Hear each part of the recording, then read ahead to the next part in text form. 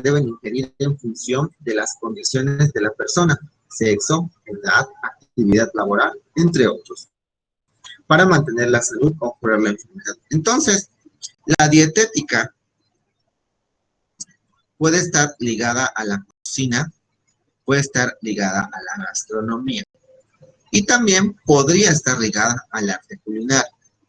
También podríamos ligar la cocina con el arte culinario, con la gastronomía y también con la dietética. ¿Ok? Esto, lo que estoy intentando que nos quede claro es que los alimentos y su preparación van a tener injerencia en no solo una praxis, sino en diferentes prácticas. Y estos alimentos van a adquirir diferentes significados. Y es la primera pregunta que nos hice. ¿Cómo los alimentos pueden tener diferentes implicaciones según la finalidad aplicada? Aquí, si nosotros le queremos dar una implicación en específica a la cocina, aquí es solo la preparación, hacer un alimento y listo. Si le queremos dar una implicación a la gastronomía, podríamos hablar de recetas y técnicas culinarias. Y si hablamos del concepto de arte culinario, aquí lo podemos considerar como un sello social y cultural en representación de una región o comunidad. Y si hablamos de la dietética, las implicaciones que tiene es algo aquí: mantener la salud o curar una enfermedad. Entonces, los alimentos en nuestra sociedad tienen diferentes representaciones y diferentes significados, dependiendo el objetivo de cada una de las personas que los utiliza. Y la siguiente pregunta nos dice, tú como individuo, perdón, ¿cómo identificas tu relación con los alimentos?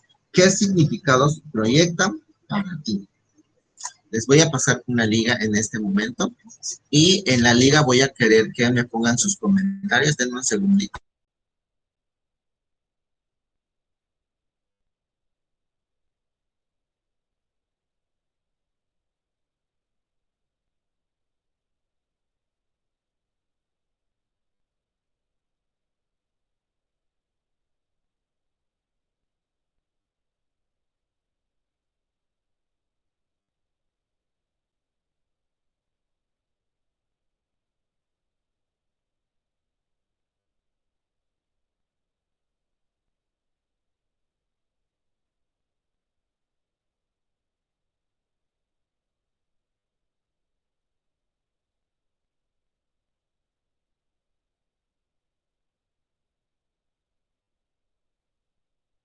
Muy bien, ahí está una liga para que respondan la pregunta número 2. Como individuo, ¿cómo identificas tu relación con los alimentos? ¿Qué significados proyectan para ti? Vayan ahí al Padlet y respondan. Les voy a mencionar, pueden entrar al Padlet y cuando escriban su comentario, antes de enviarlo, pongan su nombre para que identifiquemos quién dijo cada comentario. Y esto va a contar como participación. ¿Ok? Vamos a tomarnos 5 minutitos para hacer esta actividad. Son las 6:37, a las 6:42 regresamos para continuar con la presentación y discutir de los puntos que ustedes están comentando.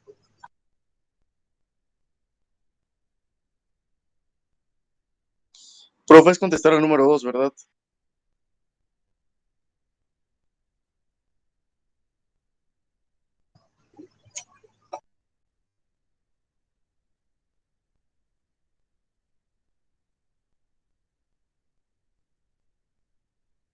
Vi que alguien prendió su micrófono, pero no logré escuchar lo que dijo.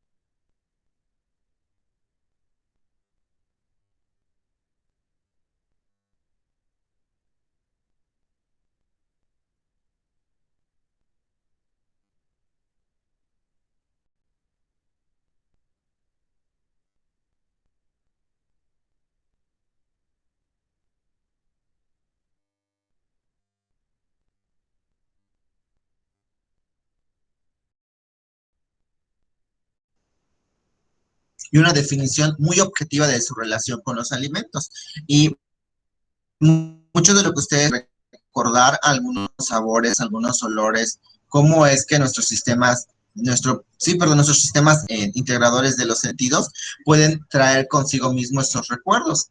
Por ejemplo, ahí leía el ejemplo del mondongo, que le recordaba directamente a su familia. Y esta cuestión es porque marcó un hecho importante, un hecho precedente, esta comida para esta persona.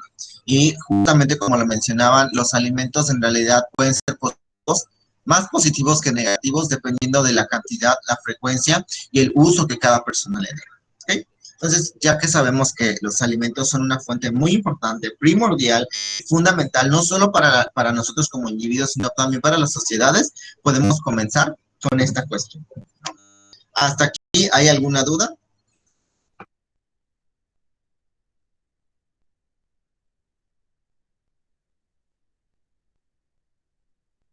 Muy bien, vámonos a la siguiente lámina.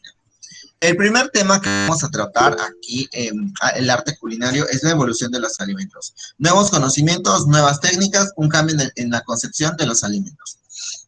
Vamos a observar durante estas láminas que la evolución en cuanto al conocimiento de los alimentos nos permite a nosotros los individuos tener una variación dietética y poder disfrutar más alimentos de los que antes se consumían. Además, el descubrimiento de las técnicas de cocción, las técnicas de conservación y preservación, nos permiten tener una dieta variada que pueda aportar en realidad muchísimos nutrientes a nuestra dieta.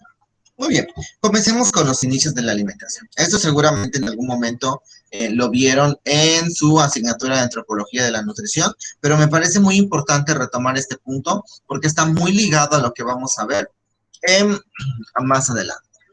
Y tenemos ahí los inicios. Primero que nada, todo comienza con el fuego y la caza. La alimentación toma un sentido. Si recuerdan, los primeros pobladores de este mundo no tenían conocimiento que debían alimentarse.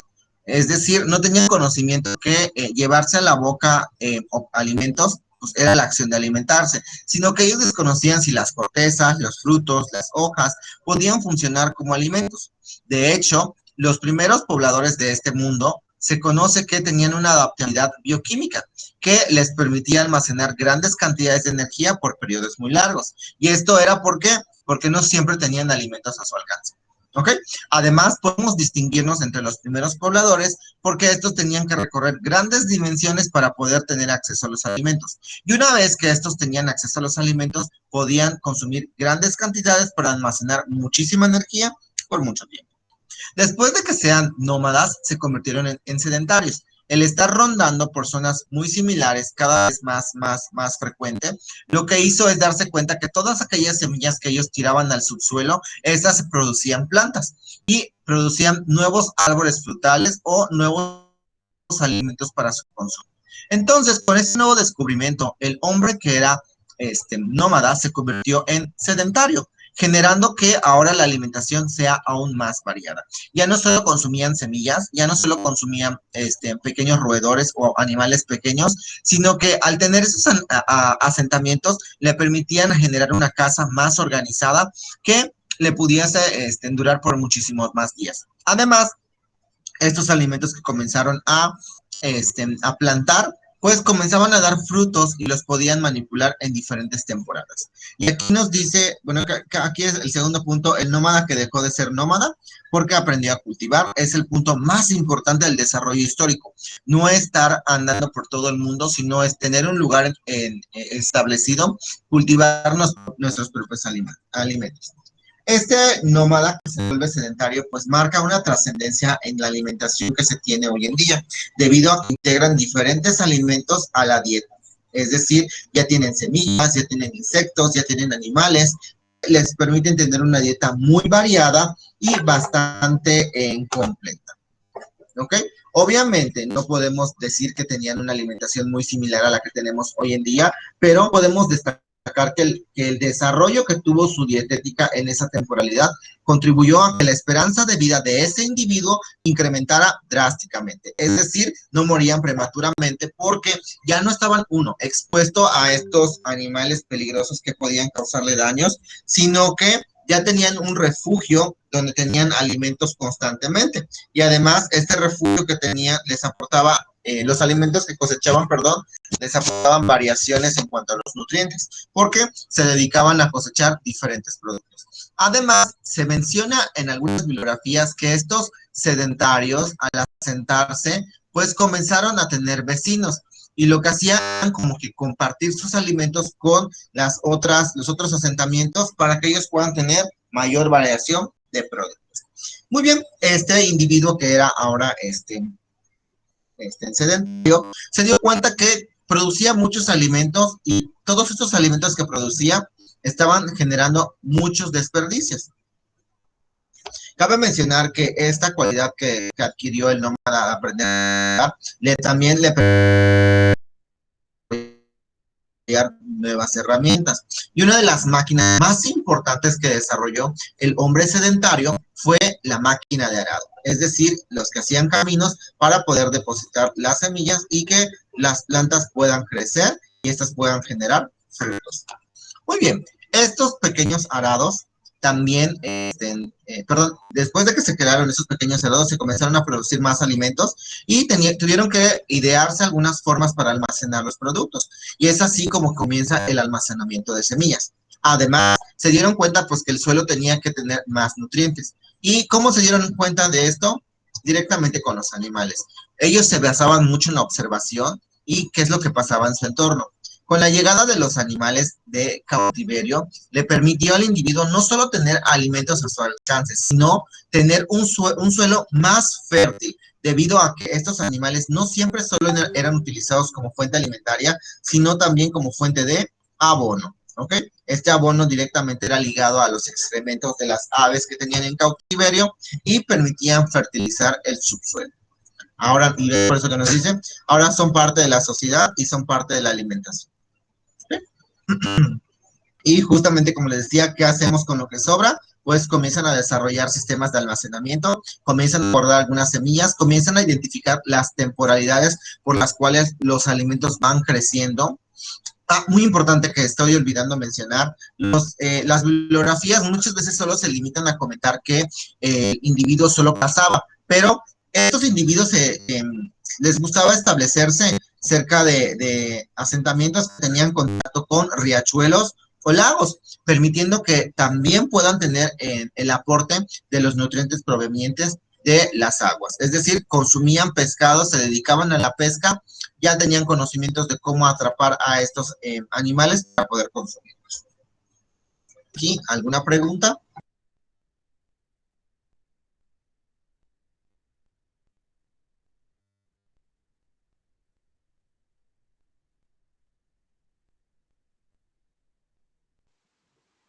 No, profe, todo bien.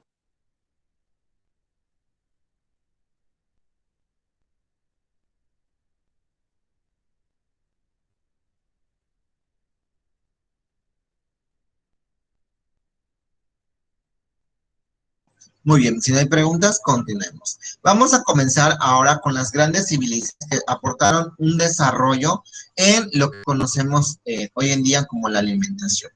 Como primeros actores vamos a tener a los egipcios.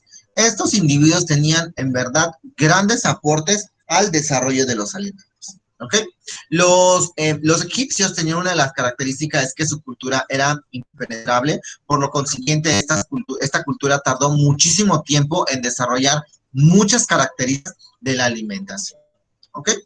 Es una de las culturas más antiguas y es una de las culturas que perduró muchísimo tiempo.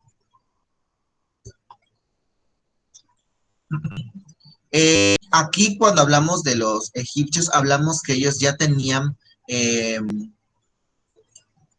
conocimiento sobre técnicas culinarias.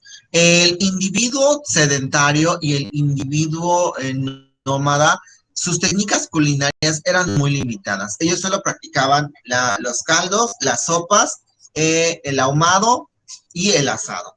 A diferencia de los egipcios, estos ya sabían qué hacer directamente con las semillas. Estas semillas principalmente eran utilizadas para producir productos de panificación.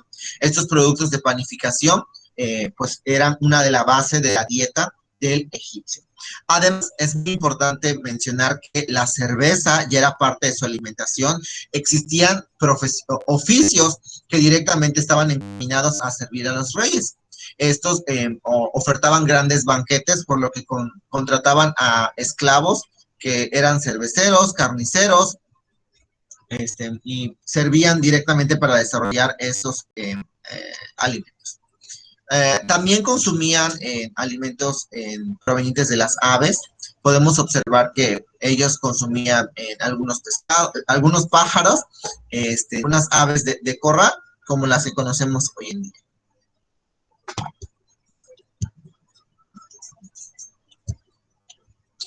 También se dedicaban a cultivar algunas raíces. Esto es debido a que su suelo no era tan fértil para poder producir algunas semillas. Entonces, lo que más cultivaban eran bulbos y raíces. Entonces, en ellos tenían como el poro, tenían semillas, que eran parte de la dieta egipcia en ese momento. Además, algo muy importante que tenemos que destacar es que las clases sociales en este momento estaban muy bien marcadas, es decir, existían esclavos y existía la clase A. Los esclavos pues tenían menor acceso a los alimentos a diferencia de los de la clase privilegiada. Se menciona que estos individuos recibían a un nuevo rey, la comida era lo que no podía faltar en esas tenían directamente alimentos para poder generar a su nuevo rey. Además, aparece la repostería, aparece la apicultura y aparece el cultivo de las leguminosas. Cosechaban, por ejemplo, garbanzos, lentejas y algunos tipos de frijoles que no se daban en esta parte.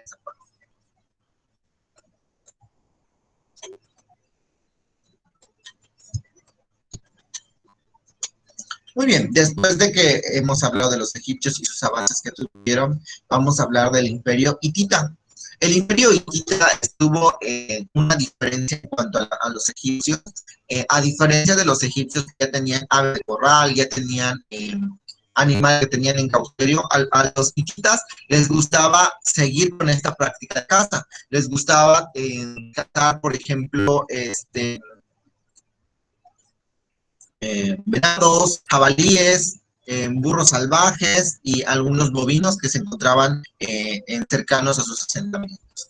Además, uno de sus más característicos del imperio hitita era el trigo, y que permiten que ellos puedan realizar también productos de panificación. Muy importante mencionar que a diferencia de los egipcios, el imperio hitita no tenía como el refinamiento de las harinas y el imperio hitita tenía como el consumo de alimentos más puros, a diferencia que los egipcios. No porque mencioné que se dedicaban a la caza, no es porque tenían animales en cautiverio, sí los tenían. Estos animales que tenían en cautiverio principalmente eran animales que cuando cazaban a las mamás o papás tenían pequeños bebecillos. Entonces, estos pequeños bebecillos que llevaban consigo los animales, los llevaban a sus refugios y comenzaban a... Y les gustaba hacer esta práctica debido a que el animal se volvía más manso y era más fácil de manejar hasta que puedan consumir. En otras características que tenemos que destacar es que hay registros de que esta civilización del imperio hitita consumían ya productos como la mantequilla y el yogur. Es muy interesante observar cómo desde el hombre sedentario y la aparición de las grandes civilizaciones, las cualidades de la gastronomía se comenzaron a desarrollar.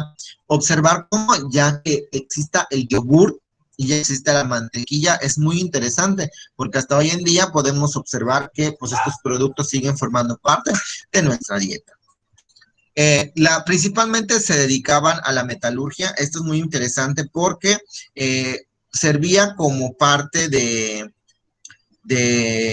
su producto de comercialización, porque explotaban las minas donde extraían cobre, bronce y hierro, y estos los llevaban hacia otras culturas y también recibían alimentos a cambio de entregar estos metales. Ok, ese fue el imperio hitita. Luego tenemos a las civilizaciones mesopotámicas y Asiria. Las civilizaciones mesopotámicas y Asiria es muy importante comentar que tenían un orden muy religioso, es decir, seguían cuestiones muy religiosas para poder desarrollar sus alimentos. ¿Ok? Principalmente practicaban la agricultura y la panadería. Era una de las ocupaciones que tenían en los mesopotámicos y los asirios para poder alimentarse. Cultivaban como trigo, cebada, arroz, ajonjolí, lenteja, garbanzos, cebollas, pepinos, calabazas, que eran muy comunes que pudieron plantar en sus subsuelos debido a que eran muy fértiles. También cultivaron algunos aceites como son las almendras y los pistaches. Y las frutas más comunes en ese asentamiento, por ejemplo, los duraznos, las moras, las granadas, los dátiles y las uvas.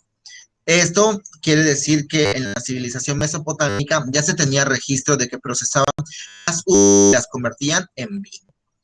Principalmente producían vino para sus festividades y utilizaban cerveza para el consumo habitual de las demás poblaciones.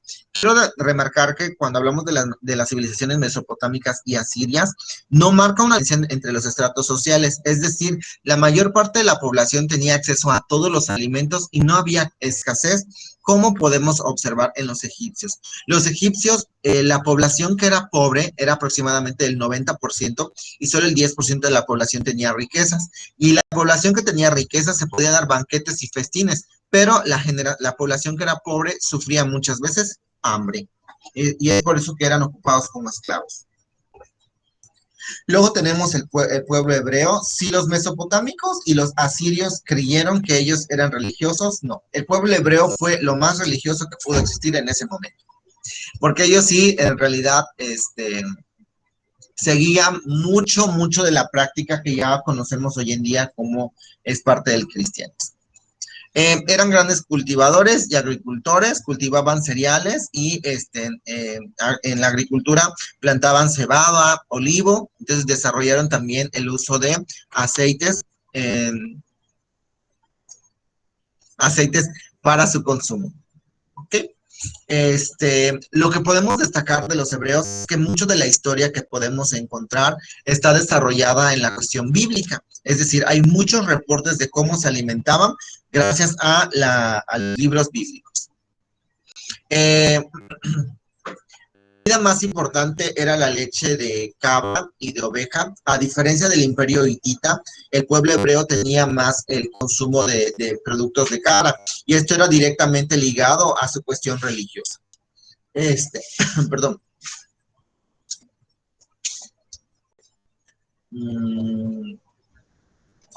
Las técnicas de cocción que utilizaban en sus preparaciones casi siempre eran hervidos o eran asados o eran fritos, debido a que ya habían desarrollado el uso de grasas como producto de su alimentación.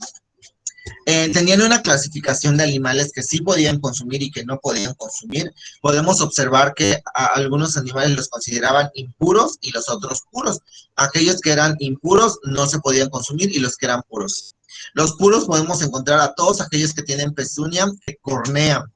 Y ahí se encuentra, por ejemplo, la ternera, el cordero, la cabra y el buey. Los impuros, los que no se podían consumir, eran los caballos, el cerdo y los roedores. En cuanto a las aves, estaba prohibido comer águilas, cuervos, avestruces, golondrinas, cigüeñas, no se podían consumir. En los animales de agua, solo podían consumir los que tenían escamas. Los demás podían consumir. En cuanto a las cuestiones frutales, tenían en realidad una vasta variedad de frutas. Se menciona que fue uno de los lugares donde más crecieron frutas porque les gustaba consumir en grandes variedades. Entonces, en sus localidades habían árboles que los preservaban para poder compartir con la población. También desarrollaron el consumo de vino, Y algo muy interesante aquí, tengo hecho una anotación, es que hay una diferencia marcada entre hombres y mujeres. Voy a leerlo tal cual. Las mujeres hebreas tenían derecho a tomar vino, pero debían tomar mesa parte de los varones. Esto es muy interesante que desde hace muchísimo tiempo se comenzó a marcar esta estratificación donde los hombres tienen como que un peso superior hacia las mujeres. Y observaba que estaban de acuerdo en esa situación, a pesar de que fue un pueblo bastante religioso, era un pueblo bastante misógino. ¿Hasta aquí alguna pregunta? Si están utilizando su micrófono, no sé por qué mi computadora no reconoce el audio, así que si están utilizando su micrófono para decir algo, no los he escuchado. No, profe, todo bien. Veo que Russell tiene prendido su micrófono, pero no lo escucho. En un segundo voy a prender el audio en la tableta.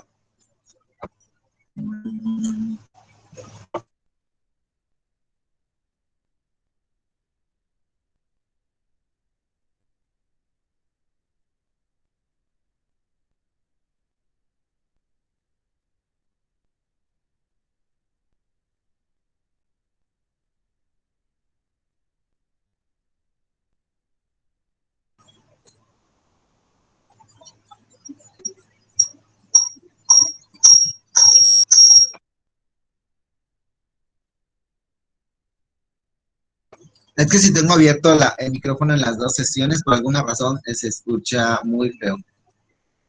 Ok, bueno, ya vi los mensajes, que no hay dudas. Vamos a continuar entonces con esta cualidad. Entonces, es muy importante ver cómo cada civilización tiene un encuadre directamente que rige su alimentación.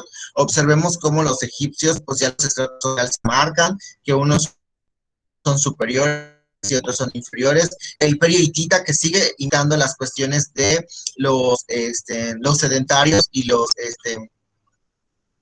nómadas. Observemos cómo Mesopotamia y Siria pues se comienzan a convertir en seres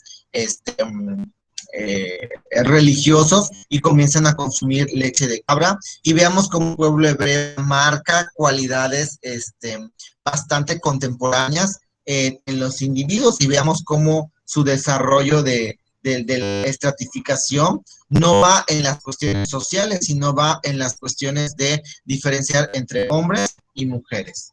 Vi que Russell volvió a abrir su micrófono. Lo repito, no estoy pudiendo escuchar el audio en la computadora, así que si quiere ponerle el mensaje, adelante.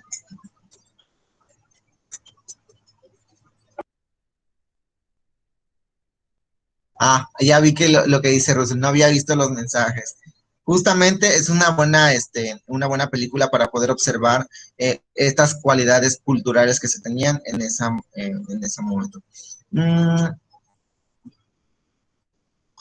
Sí, Fernanda, pero si activo el micrófono de la tableta, como no tengo desactivado el micrófono de la computadora, suena un ruido como que muy constante. Es por eso que no puedo prender o prendo el de la tableta y apago el de la computadora, o prendo el de la computadora y apago el de la tableta. Y me es más fácil utilizar el de la computadora porque puedo bloquear el audio. En cambio, en la tableta, como estoy generando la presentación, no puedo bloquear el audio en ningún momento.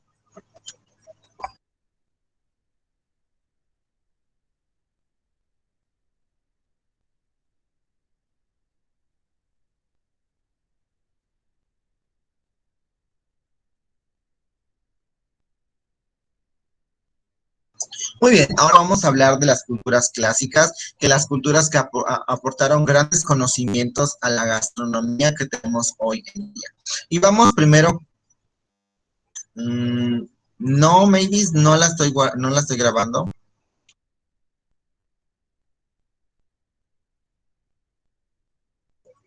De nada. ¿Qué estaba haciendo? La civilización micénica. Es una de las civilizaciones que también aportó grandes avances en cuanto a la gastronomía. Podemos observar que este pueblo seguía utilizando algunas características rudimentarias y primitivas, seguía dedicando a la caza, a la pesca, a la agricultura y a la ganadería. tenían el desarrollo de algunas armas específicas para cazar ciertas especies. Ya, ya identificaban, perdón, entre la clasificación de un ave macho y un ave por ejemplo, ahí estaba la caza del urogallo, que era una especie de aves. Lo que cazaban eran gatos semisalvajes. No, estoy mal. Utilizaban gatos salvajes como elemento para poder cazar aves, que el ave era directamente el urogallo, y los identificaban que los hombres tenían el pecho azul y las mujeres el pecho rojo. Entonces, esta cualidad que podemos observar, que ya van desarrollando en base a la observación, pues no sé qué, tal vez tienen acá estos productos y los comiencen a reproducir. También se dedicaban a la caza como son de jabalíes, venados, liebres, cabras, como productos para su consumo. En cuanto a la ganadería, fueron los primeros en mantener los rebaños de ovejas y cabras en el invierno en el llano y en verano en las montañas. Esto con la cualidad de que pues no mueran por las temperaturas que llegaban a tener en ese momento.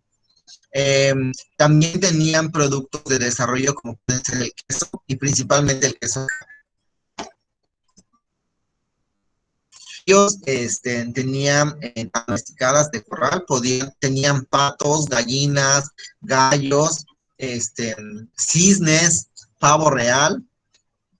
Entonces, ahora vamos a ver cómo esta pequeña desarrollo que tuvo la cultura micénica, después en Grecia y Roma, cuando se daban los grandes banquetes, pues se tenían estos productos, no esos productos, estos animales en cautiverio en exhibición, como para adornar y decorar.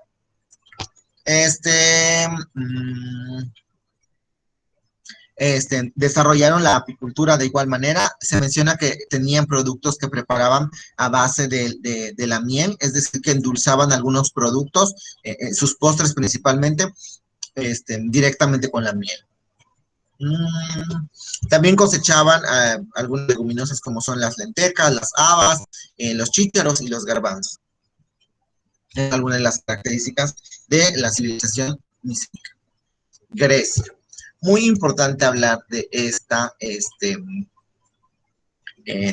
cultura debido a que desarrolló el conocimiento en cuanto a los cocineros. La civilización de Grecia desarrolló esta parte, que tenía cocineros que eran muy especializados. Estos cocineros que eran muy especializados producían productos muy específicos. Eran 7, les voy a nombrar para que luego no lo olvidemos. Egis de Rodas, el único por ser perfectamente pescado. Nereo de Chois, que inventó el caldo de congrio. Chaides de Atenas, que sobrepasó en la ciencia culinaria.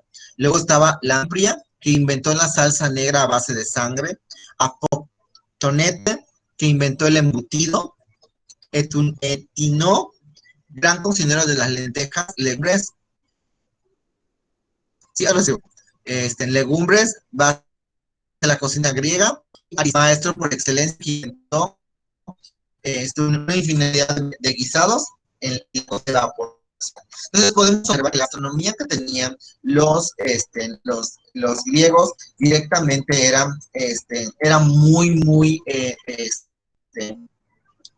muy superior a lo que se estaba viendo en las otras civilizaciones. El hecho de tener gente especializada para preparar comidas especializadas, pues destacaba algo que no se encontraba en las otras civilizaciones. Si recuerdan, cuando hablamos primero de los egipcios, ellos lo único que tenían eran panaderos, reposteros, carniceros, pero no había gente que se especializara, por ejemplo, en las soluciones culinarias. Y podemos observar cómo ya en Grecia esta civilización tiene gente que carga de preparar platillos específicos. Ya estamos hablando de que estos cocineros ya establecen, se llama hoy en día recetas, porque eran los únicos que poseían ese conocimiento de qué ingredientes ponerle, a qué temperatura cocinarlo, cuánta agua agregarle, qué tipo de cocción debe de tener. Entonces, esto es muy impresionante cómo fuimos evolucionando hasta llegar ahora sí al conocimiento de estos platillos que se preparan, ¿ok?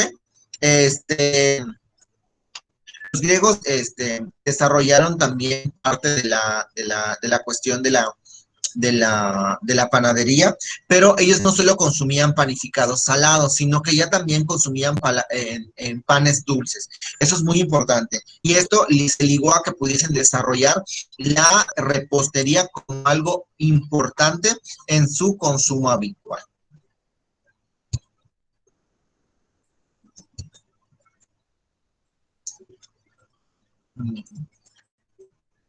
Creo que eso fue lo más importante. Estamos con Roma para no excedernos demasiado.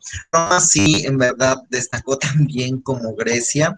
En Roma hubieron algo que se llamaron los grandes banquetes y se generaban las comidas sin excesos. Algo muy destacable que podemos observar de Roma es que estos grandes banquetes que se brindaban eran bien adornados y bien decorados. De hecho, los romanos son muy reconocidos y muy diferenciados por esta situación. Estos grandes banquetes que ofrecían duraban días, estaban planeados que duraran semanas. Lo que pasaba ahí es que comías y vomitabas para seguir comiendo. La comida no se acababa en esos banquetes. Además, el vino representaba una parte fundamental de los banquetes que se tenían en ese momento y le permitieron realzar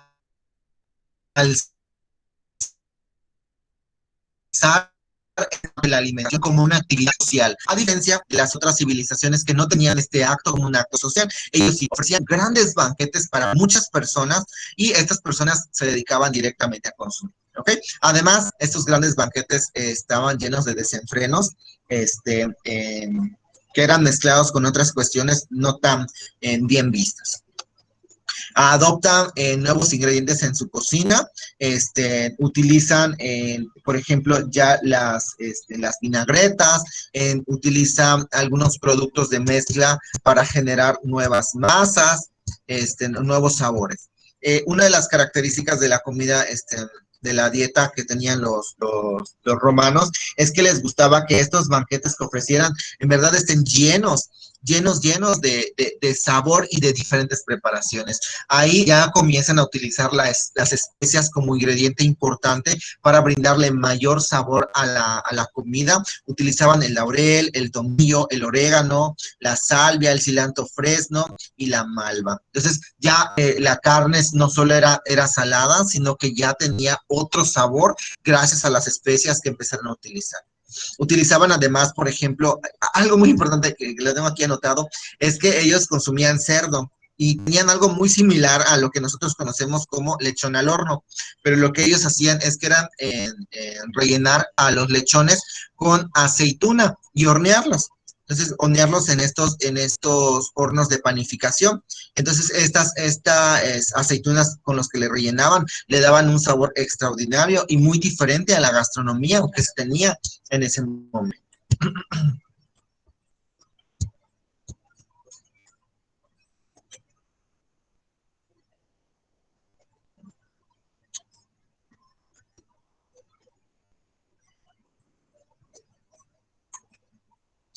Muy importante, también las normas de alimentación estaban bien marcadas. Voy a leerlo porque esto lo tengo puesto tal cual. Dice,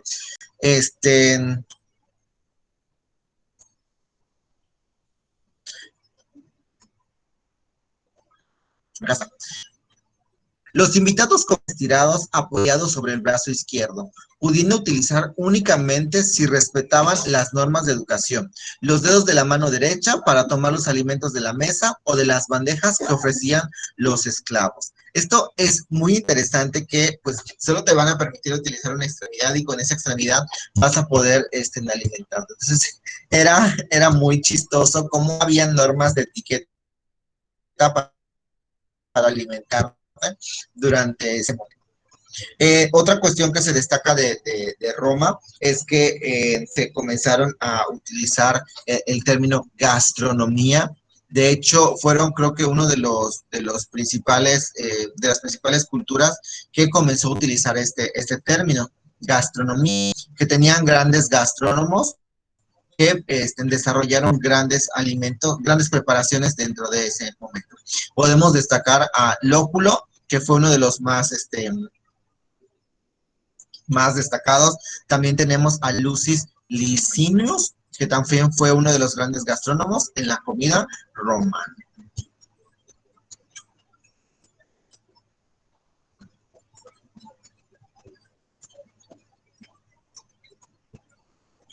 Ah, les encantaba también no solo cuidar lo que consumían en cuanto a sabor, olor, color y textura, sino que eran tan dedicados a la cocina que alimentaban a cerdos con higos, les daban vino con miel y cuando este ya estaba en un peso específico, lo que hacían era matarlo, extraerle el hígado. Y el hígado estaba en perfectas condiciones y les daba un sabor muy específico a las preparaciones debido a la alimentación que le brindaba.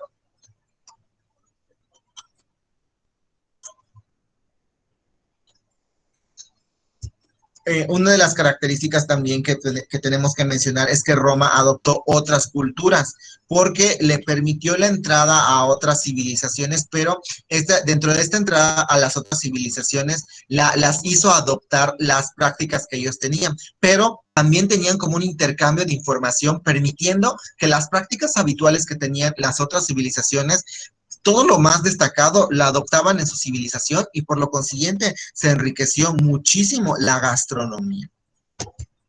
Y eso es lo que tenemos que destacar de los romanos. Muy bien, y ahora sí, vamos con el mestizaje culinario, lo que pasa por aquí, lo que pasó en América, que hizo que nuestra gastronomía sea bastante vasta y bastante hermosa. Con la llegada de los conquistadores, perdón, antes de comenzar a esto, ¿alguien tiene alguna pregunta?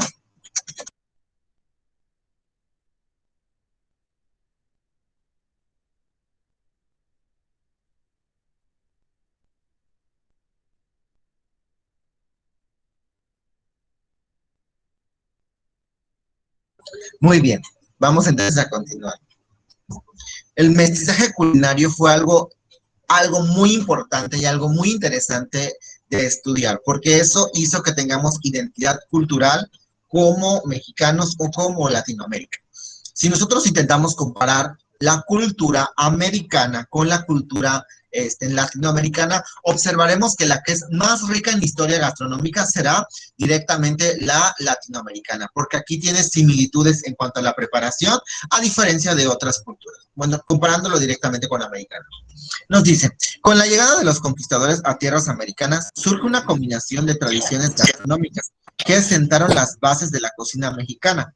Las aportaciones americanas, las plantas cultivadas eran bastante importantes y aún hoy constituyen el 17% de las que se producen en todo el mundo, como son el maíz, el cacao. Veo que alguien está prendiendo su micrófono, no sé si está hablando. Recuerden que no los puedo escuchar, si lo quieren escribir, adelante. Cacao, la papa, los frijoles, las alubias, el maguey, el tabaco, el cacahuate, el jitomate, pimientos, coca, la vainilla, la mandioca, la yuca y otras frutas tropicales. Una de las características que destaca el mestizaje culinario es que cuando llegan los conquistadores nos quieren imponer su gastronomía y no comprenden mucho de la gastronomía que tienen en ese momento. Aquí se pueden observar que durante esta culturización que nos traen los europeos, los americanos, los españoles, pero dije americanos, los españoles en cuanto a la conquista, lo que hacen no es que abandonemos nuestras prácticas habituales, sino que desarrollemos nuevas prácticas ligadas a los nuevos condimentos que ellos traían y a las tendencias con las que se alimentaban. Leí en un documento que nos mencionaba que cuando se llevaron muchas de las especias de América directamente hacia España, hacia Europa, fueron un poco como no bien aceptadas debido a que los sabores, olores eran bastante fuertes, pero los que llegaban a vivir de España a México o de España a Latinoamérica aceptaban muy bien los ingredientes debido a que textual lo decía la bibliografía, el olor que se producía en las casas cuando se preparaban los alimentos hacían que estos se sintieran en casa. Entonces, esta cualidad de que nuestra dieta es tan variada, tan exquisita y tan significativa, les hizo adoptar muchas de nuestras preparaciones en su cultura. La intención del mestizaje culinario era que nosotros derrocáramos todo lo que consumimos y todo lo que comemos hoy en día, pero no se pudo lograr, debido a que nuestra gastronomía en realidad es muy vasta, muy variada y muy rica. Ok, podríamos irnos muchísimo tiempo en hablar en el mestizaje culinario, solo quería culminar con el mestizaje culinario para que ustedes identifiquen que lo que hoy consumimos y lo que hoy sabemos que es de nuestra cultura, pues no era al 100% de esa manera, sino que al ocurrir el mestizaje culinario, tuvimos algunas modificaciones en cuanto a la comida. Por ejemplo, el uso de orégano, el uso de algunas especias que no se desarrollaban, o no es que no se desarrollaban, que no se utilizaban como un producto principal en la dietética. Entonces, esto que te llegue alguien y nos diga, ¿sabes qué? Es que si le agregas esto vas a potencializar el sabor. De hecho, algunos documentos mencionan que la cultura latinoamericana se termina de reforzar con la conquista, porque esto hace que lleguen nuevos productos, hacen que lleguen nuevas... Las comidas que ya se preparaban eran bastante apetecibles, las cuestiones que se trajeron. Justamente como dice Antonio, le da el toque específico para poder producirlo. Muy importante, cuando, no sé, no me acuerdo a qué rey se le ofrece el cacao que se producía aquí en México, y quedó sorprendido con este producto que se prepara justamente en esta región, porque no existía como tal un producto que tenga una similitud en cuanto a textura y sabor al otro lado del charco. Entonces, hasta aquí vamos a quedar con la evolución de la alimentación, y el punto de poder observar toda esta cultura culinaria es que observen que desde que éramos primitivos hasta que ahora ya tenemos todos sus avances científicos, la alimentación en realidad sigue jugando un papel fundamental en las poblaciones. Lejos de la cualidad social o lejos de la cualidad nutricional, la alimentación es base para mantener una cultura, la salud, la familia, etc, etc, etc. Entonces, prácticamente la alimentación es la actividad más importante en el mundo. Muy bien, entonces, ya que hablamos de todas estas características de la evolución, hay que hablar directamente de la dietética. Hay que hablar que no es lo mismo en nutrición que alimentación. Vamos a hablar primero de alimentación. Proceso mediante el cual tomamos del mundo exterior una serie de sustancias que, contenidas en los alimentos que forman parte de nuestra dieta diaria, son necesarios para la nutrición. Recordemos que la alimentación es un proceso consciente y un proceso voluntario, donde nosotros seleccionamos nuestros alimentos y podemos llevarnos a la boca. ¿Qué es lo que diferencia la nutrición de la alimentación? Que la nutrición es un aspecto involuntario. Nosotros nos llevamos estos productos a la boca, pero nosotros no deseamos o no decimos, ok, absórbase el omega 3, ok, absórbase el ácido fítico, que se absorban la vitamina D, sino que nuestro cuerpo es capaz de identificar cuáles son las carencias y cuáles son los productos que nosotros requerimos o que se pueden utilizar en nuestro cuerpo, los absorbe, los bioutiliza, y así es que se convierten directamente como parte fundamental de nuestra dieta. Entonces, los alimentos ya los habíamos definido, ya sabemos para qué cada una de estas cualidades para cada uno de estos. Y los nutrientes van a ser aquellas sustancias necesarias para la salud que el organismo no es capaz de sintetizar, por lo que deben de ser aportados por la dieta o por los alimentos. Muy importante, el cuerpo no produce todas las sustancias que necesita, entonces es por eso que necesitamos estar consumiendo lo que existe en el exterior. ¿Ok? ¿Y por qué hablamos de todo esto si el punto era hablar sobre la dietética? Porque prácticamente la dietética lo que usa son los principios de la alimentación para generar directamente la nutrición. Conocer cuáles son las características de los alimentos nos permite a nosotros como profesionales diseñar estrategias para poder llevar a la salud a un individuo. Es por eso que nosotros seguimos lo que nos dice Hipócrates, que los alimentos sea tu medicina y que tu medicina sean los alimentos, ¿ok? Nosotros como profesionales de la salud tenemos muchas cosas en que basarnos para poder sugerirle a la población cuánto, cómo y qué consumir. Una de las características que tenemos las raciones sugeridas del consumo que están planteadas por la Organización Mundial para la Salud, que nos indica que si nosotros seguimos este consumo de las raciones sugeridas de consumo, podemos tener salud sin generar la enfermedad.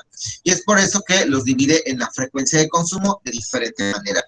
Tenemos aquellos alimentos que se deben de consumir de manera ocasional, como son las grasas. Ahí entra la mantequilla, la margarina, la bollería, los dulces, las carnes, los embutidos, que son alimentos que pueden variar la dieta, pero que no aportan al 100% nutrientes fundamentales. Tenemos a los que se deben de consumir al menos 2 raciones por semana, que son las carnes magras, pescados, los huevos, las legumbres y los frutos secos.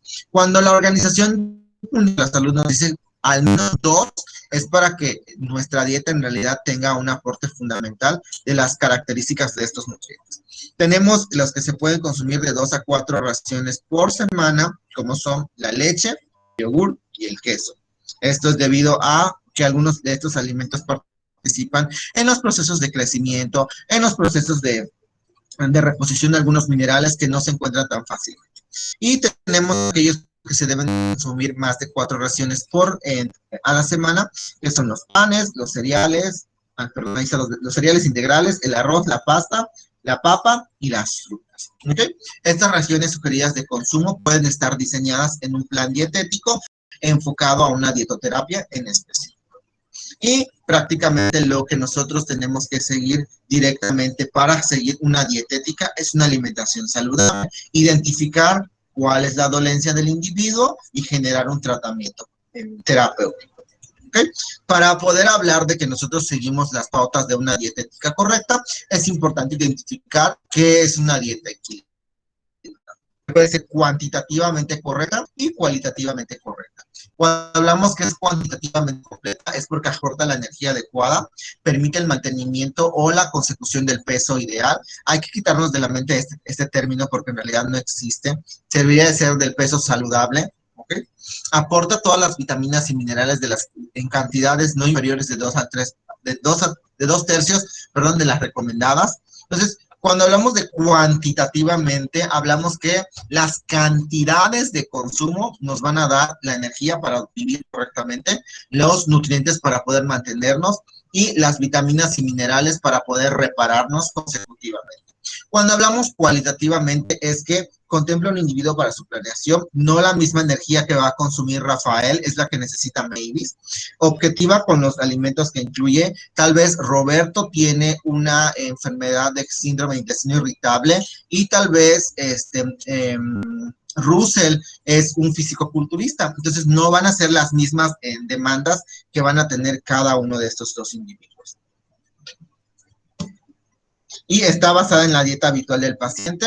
Por ejemplo, puede ser que Diana habitualmente consuma pan integral de una marca en específica, y no porque de buenas a primeras se me antoja. Y como nutriólogo le digo, ¿sabes qué? Es que tienes que cambiar a pan Ezequiel porque es el más saludable. Entonces, es importante que esté basado en los objetivos del paciente y basado en la dieta que habitualmente consume. Y no hay que restringir el consumo de ningún alimento, es decir, no hay por qué decirle no o no, a menos que ese producto pueda poner en jaque su farmacoterapia o pueda poner en jaque un tratamiento médico o pueda poner en jaque un tratamiento, o que pueda poner en jaque por una enfermedad. Me explico.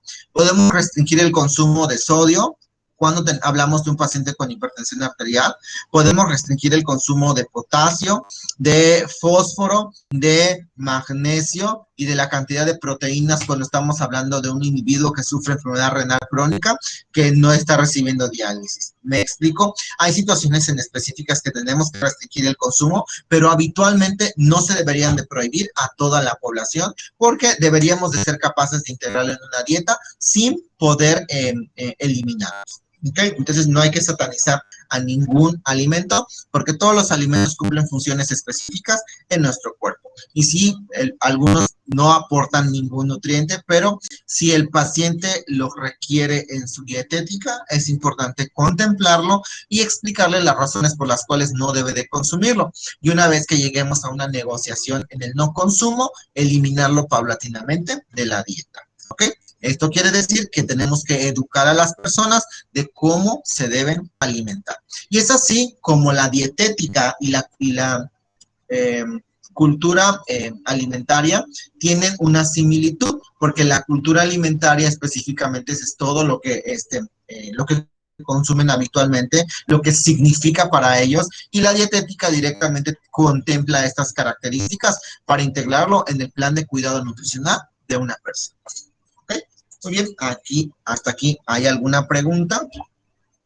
Recuerden que no puedo escuchar sus audios, así que si alguien no tiene la pregunta, pónganlo ahí en los comentarios.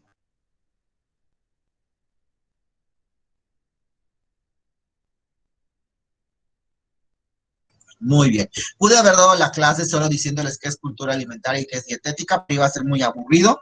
Y qué mejor refrescarle algunos principios que van a formar parte de su formación a lo largo de su vida. Ok, hasta aquí la temática de esta clase. Las clases van a ser casi siempre de este estilo, donde les hago preguntas, contestan, voy explicando, hacemos tal vez algunas analogías, y etc. Lo que voy a intentar es que las clases sean más prácticas. Les voy a programar la práctica de este sábado para que ustedes la revisen correctamente qué es lo que vamos a hacer, porque creo que vienen las modificaciones de los alimentos según los procesos no recuerdo de qué, pero esténse pendientes, muy pendientes al Classroom, porque ahí vamos a estar subiendo todo antes de que llegue el día de la clase. El cambio de los alimentos por los procesos de elaboración. Mi pregunta para ustedes, porque esto es muy interesante. ¿Ustedes vieron la modificación que tienen los alimentos por los procesos de cocción o no lo vieron con su maestra en taller de alimentos 1?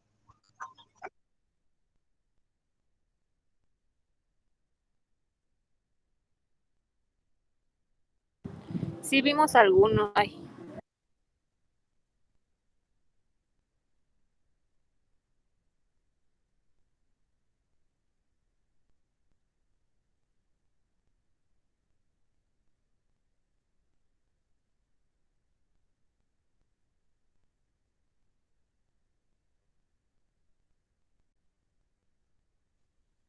Por alguna razón, la computadora me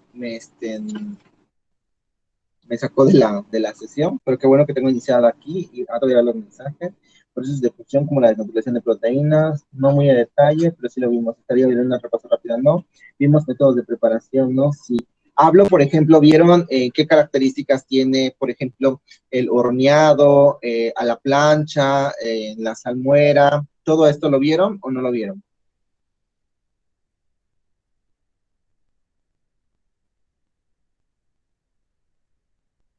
Ah, perfecto. Si sí lo vieron, no, entonces no habría que repasarlo. Si quieren, lo que podemos hacer es que, ok, les puedo subir la presentación de los métodos, tal ahí para que comparen y enriquezcan su información. Y lo de los cambios sí lo vamos a ver. Tengo una presentación muy específica que utilizo específicamente para un taller que es preparación de papillas, pero ahí vamos a ver cómo se pierden algunas vitaminas hidrosolubles, cómo es que se modifican los nutrientes por licuarlo, por rallarlo, por cortarlo. Entonces, todo eso es lo que vamos a ver la siguiente clase. ¿Ok? Muy bien. Esto es lo que les quería informar, en que consta en la siguiente clase. La siguiente clase va a ser teórica práctica, para que ustedes vean algunas modificaciones. Vamos a ver cómo se hace cómo se da la oxidación y cómo hay que prevenirla, cómo hay que prevenir la oxidación en lechugas. Bueno, va a estar muy buena la clase de la siguiente semana. ¿Ok? Hasta aquí es todo lo que les puedo aportar por el momento. Espero que haya sido de provecho para ustedes.